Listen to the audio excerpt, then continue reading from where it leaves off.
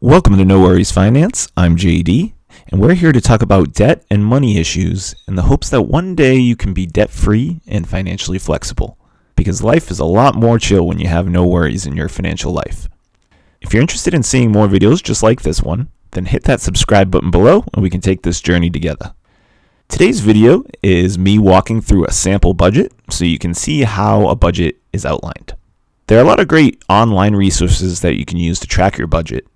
There's Mint, YNAB, Good Budget, and EveryDollar. Those are some of the more popular apps, but there's a lot more out there. If you want to track your budget electronically, then check them out and see which one you like the most.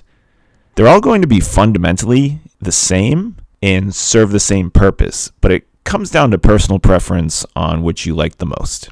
This is something you're going to be actively using every month, so it's important to find an app that you're comfortable with.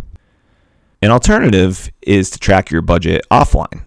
You can do this in any notebook, and there are also notebooks specifically designed for budgets that you can buy that have the formatting ready to go for you.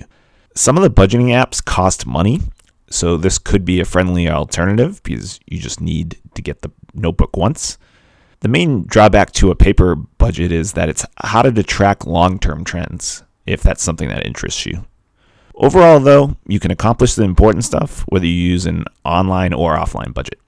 When you set up your budget, you'll want to set up 5 main categories: fixed costs, expenses, debt, savings, and investments. You can create more categories than these or different categories if you want, but these are the ones that I use personally. Fixed costs are going to be all of your monthly expenses that are non-negotiable. These are the things you can't live without, like housing, food, health insurance, cell phone, etc. Expenses are all of your additional expenses. Here's where you'd list most of your subscriptions, such as streaming services, gym costs.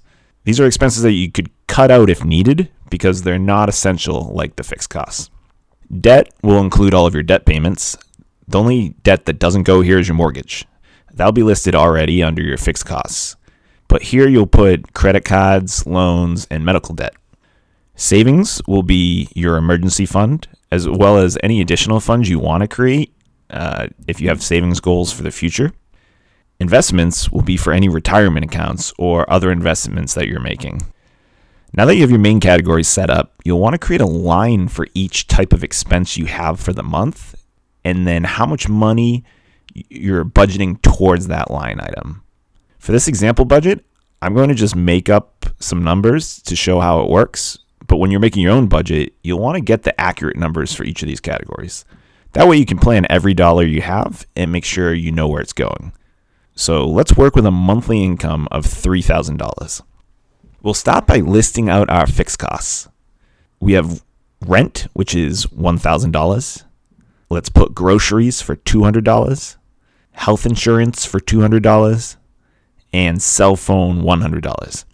You may have more fixed costs than this, so feel free to add those as additional line items. Make sure they are true essentials, though, to be in this category. This category should be the bare necessities that you could cut down to if you really got into a tight spot financially. So our total for fixed costs is $1,500. So that leaves us with $1,500 remaining in our budget. Next up is expenses. These are your other expenses that are not true essentials. These are things that you could cut back on if you were in a pinch. Let's put Amazon Prime for $20, HBO Max for $20, Disney Plus for $20, Spotify for $10.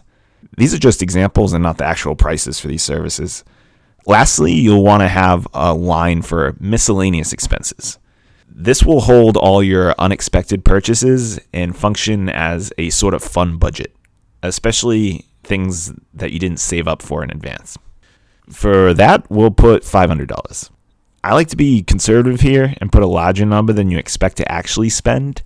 Any leftover money in this line item at the end of the month can be put towards debt, or if you're debt-free, you can put it in investments or towards your savings goals. So our total for expenses comes to $570. That leaves us $930 in our budget. Next, we have debts. This is all of our debts except for our mortgage. This is just the minimum payments that you have to make for each debt, If you want to pay more towards a debt to pay it down quicker, then you can increase the amount here, but you want to put the minimums for everything else. Let's put car payment at $300, student loans at $300, credit card at $50. That comes to a total of $650. Our remaining budget now is $280. The next category is savings. The main item here is going to be your emergency fund. This will be a savings fund that you only touch when you absolutely have to. It's designed to protect you from unexpected expenses so you don't have to go into debt. You can also create additional savings funds here for anything. For example, if you wanted to travel a bunch, you could set up a savings fund just for traveling and put a little bit in it each month.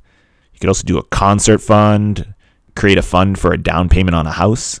Here we'll put emergency fund $100, travel $20, concert $20, house $40. That comes to a total of $180 with a remaining budget of $100. The final category is investments. Here you'll list out anything you're investing in, such as a retirement account, crypto, whatever. Here we'll put Roth IRA $100. That leaves us a remaining budget of $0. At this point, if you had money left over, or if you came up short, you'd want to go back and adjust some of the numbers to make it work. Until you get a feel for your budget, you're going to be doing a lot of guessing, and you'll just adjust it little by little each month. But once you get in the swing of things, your expenses month to month probably won't change that much. And so you'll get a good feel on how much you need to put into each category. At the end of the budget, you always want it to be $0. That way, every dollar you make is being allocated to something. And if you ever spend more than what you have allocated to a category, you then have to remove that from another category in order to keep everything at $0.